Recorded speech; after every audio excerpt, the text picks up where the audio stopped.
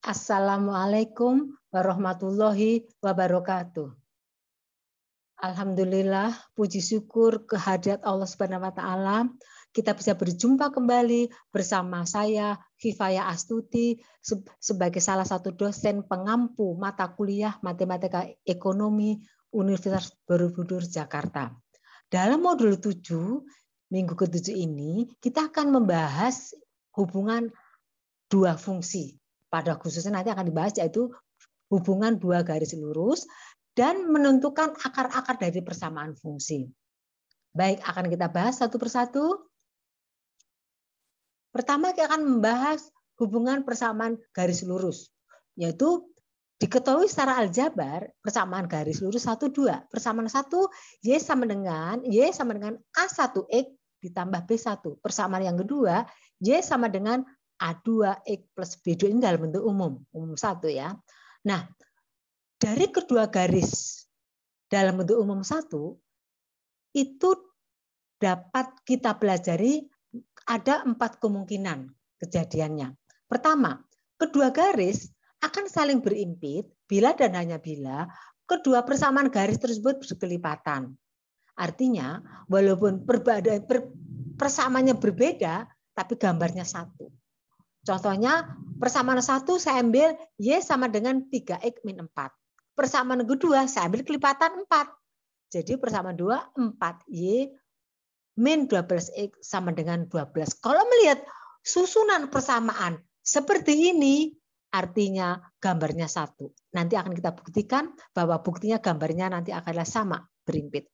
2, kedua garis akan saling sejajar apabila arah garisnya itu tetap sama, hanya yang beda titik potong grafik terhadap sumbu Y. Di sini B1 dan B2 berbeda. Karena B itu artinya titik potong grafik dengan sumbu Y. Jadi B1 ini titik potong garis 1 pada sumbunya pada saat B-nya B1. Kemudian nilai B2 itu titik potong garis terhadap sumbu B2. Nah, di sini arahnya sama, tapi titik potong dengan sumbu Y tidak sama. Karena nilainya berbeda, nanti garisnya akan sejajar. Ketiga, kedua garis akan saling berpotongan bila dan hanya bila nilai koefisien arahnya itu berbeda. Nilainya asal berbeda pasti akan berpotongan. Kalau hanya satu positif dan arahnya positif juga akan, tapi arahnya garisnya akan ke atas semuanya. Nanti akan kamu sambil contoh, arah A2-nya saya ambil negatif, jadi satu miring ke atas, satu miring ke bawah, itu akan jelas berpotongan. Kita cari perpotongannya. Perpotongannya itu namanya akar-akar persamaan yang akan menjadi titik potong. Akan kita bahas satu persatu.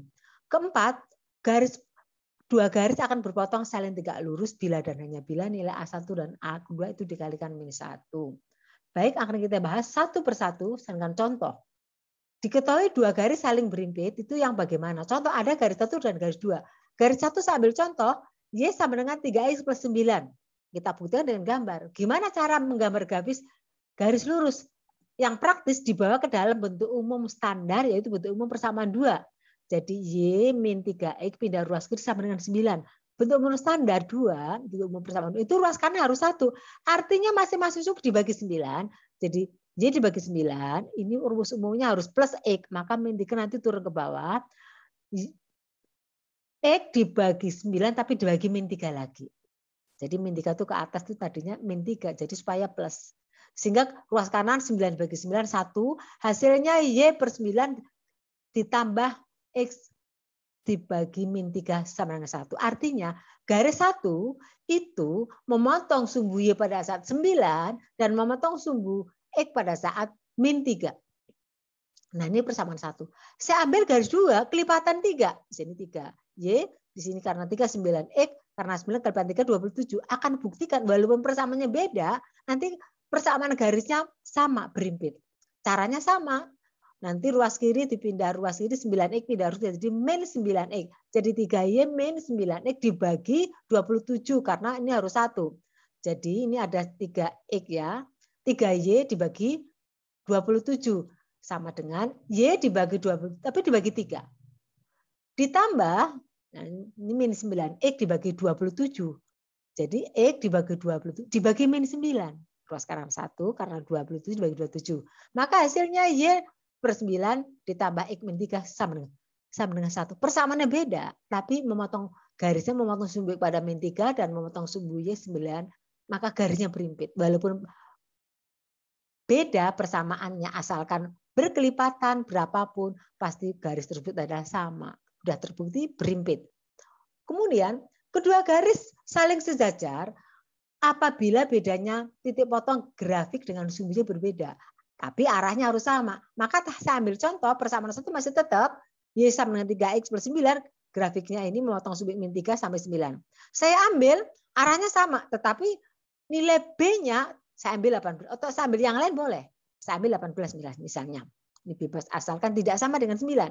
Maka persamaan bentuk 3, ini garisnya 3, dibawa ke bentuk umum 2, jadi Y min 3X dibagi 18, Y bagi 18, Y per 18. Di sini min 3X dibagi 18, jadi plus X dibagi 18, tapi udah lagi min 3. Maka hasilnya ruas kanan ini 18 dibagi 1 ya. Y dibagi 18, ditambah di sini 8 dibagi min 3, min 6. Jadi garis yang kedua memotong sumbu min 6, memotong sumbu 8. Jadi secara ukur ini garisnya sejajar. Jadi kalau arahnya sama tetapi nilai B-nya berbeda, itu adalah saling sejajar. Oke, selanjutnya akan kita bahas kedua garis saling berpotongan, syaratnya nilai koefisien garis tidak sama. Saya ambil contoh persamaan 1 tetap Y sama dengan 3X plus 9, grafiknya ini. Ini persamaan garis 1. Memotong sumbu min 3, memotong sumbu Y pada 9. Kemudian persamaan garis sama garis 4. Saya ambil supaya beda. Saya ambil min 3. Plus B1, B2-nya itu juga bebas. Saya misalkan 27. Ini bebas. Asalkan arahnya tidak sama. Nah, kalau arahnya tidak sama pasti akan berpotongan. Kalau berpotongan berarti ada titik potong. Ada titik pertemuan. Titik pertemuan, titik potong itu adalah titik yang memenuhi kedua persamaan. Jadi karena titik pertemuan, jadi titiknya milik bersama. Artinya pada saat titik tersebut persamaannya sama. Maka untuk mencari titik potong kedua fungsi, syaratnya dua fungsi disamakan. Jadi ini disamakan. Y sama dengan Y artinya 3X plus 9 disamakan dengan min 3X plus 1. Jadi ini menjadi persamaan linier. Persamaan linier, kelompok X digabung, min 3 jadi 6X, 9 pindah ruas kiri, 21 kurang 9, 12. Ini namanya persamaan linier. Maka akarnya yaitu X sama dengan 12 per 6. Di sini nilai X perpotongannya pada saat X sama dengan 2. Ini titik pertemuan. Nah ini disubstitusi ke persamaan 1 atau 4, bebas. Bebas. Karena titik tersebut adalah titik pertemuan. Nah, misalkan kita pilih persamaan 1. Persamaan 1 yaitu Y sama dengan 3 kali X plus 9. X-nya ganti 2. Maka ditemu 3 kali 2, 6 tambah 15. Maka titik potongnya ketika X-nya 2, X-nya 2, Y-nya 15. Oke. Baik, kita teruskan dengan dua garis berpotongan saling tegak lurus. Oke. Kita ambil contoh soal, salat saling bertegak lurus, A1 kali A2 hasilnya harus 1. Saya ambil persamaan satunya sama, Y sama dengan 3X plus 9. Jadi gambarnya ini memotong sumbu min 3 dan ini garis 1, memotong sumbu Y pada 9. Saya ambil supaya nanti berpotongan tegak lurus, gambarnya saya ambil kalau dikalikan A kali berapa supaya minus 1, otomatis ini min sepertiga. Titik B-nya B2 bebas, saya ambil 12.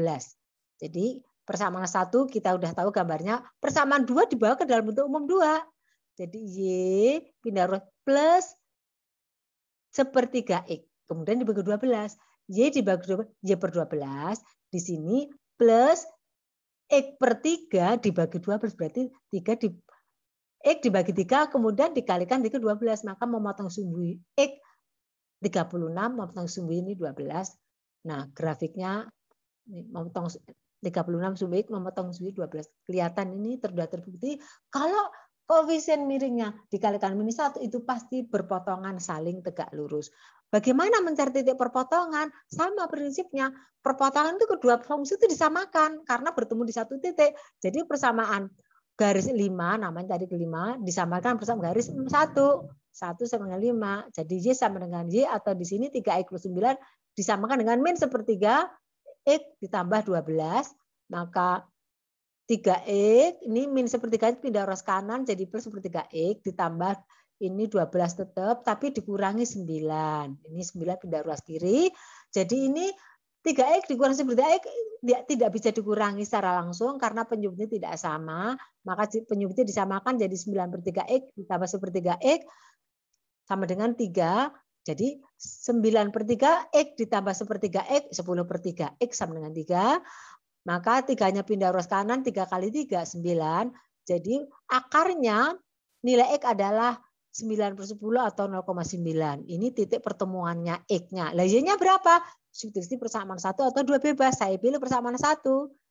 3, X-nya diganti 9/10 plus 9. 3 kali 9, 2,7. Dibagi 10 ya, 27 bagi 10.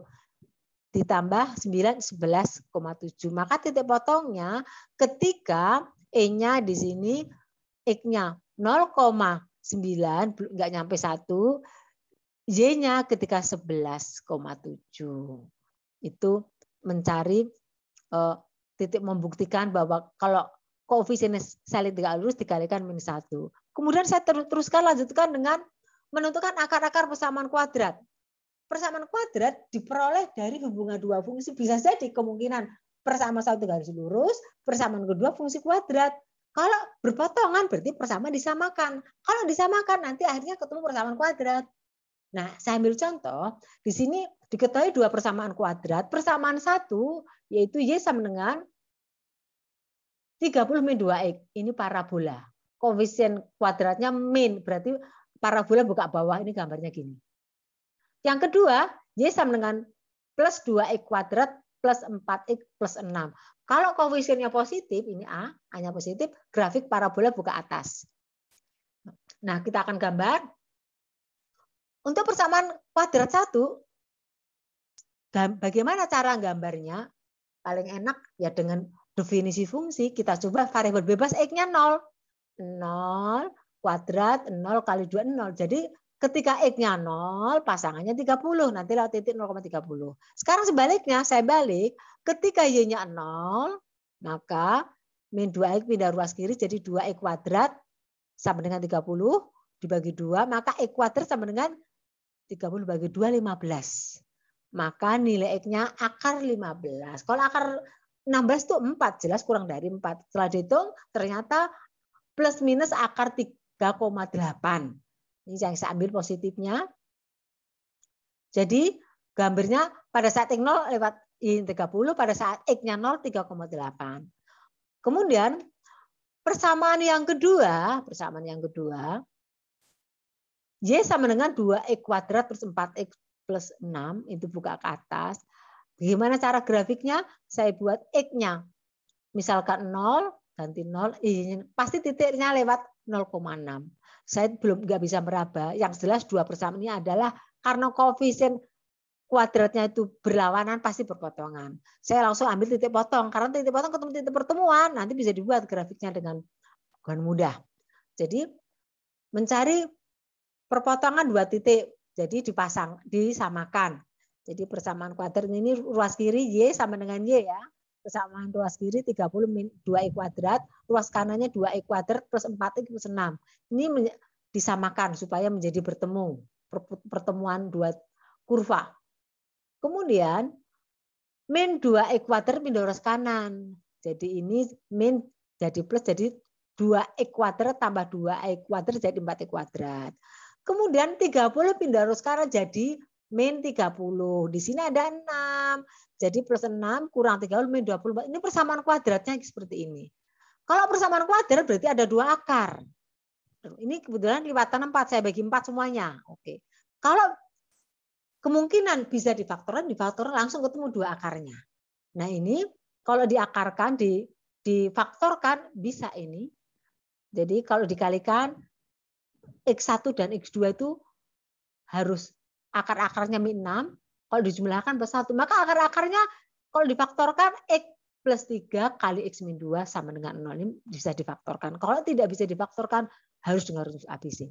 Jadi persamaan kuadrat tersebut, akar-akarnya yaitu X1 ketika ini dibuat X sama dengan 0 min 3, dan X2 sama dengan X min 2 sama dengan 0 dibuat 0, maka X2. Maka substitusi kebersamaan salah satu, saya ambil persamaan 1. X-nya diganti 2, yaitu 30 min 2 kali 2 kuadrat. Jadi 2 kuadrat itu 4 kali 2, 8. 30 kurang 8, 22. Maka titik potongnya pada saat X-nya 2, Y-nya 22. Jadi gambarnya bisa dikeraba lewat yang persamaan 1 lewat titik 0,30 dan titik 3,8,0 dan bertemu di titik 2,22 ribuan. Kemudian persamaan yang kedua jelas lewat titik 0,6. Nggak usah cari yang lain. Ambil titik potong yang tadi itu. Udah ketemu 2. Pasti lewat sini. Nah, itu grafiknya.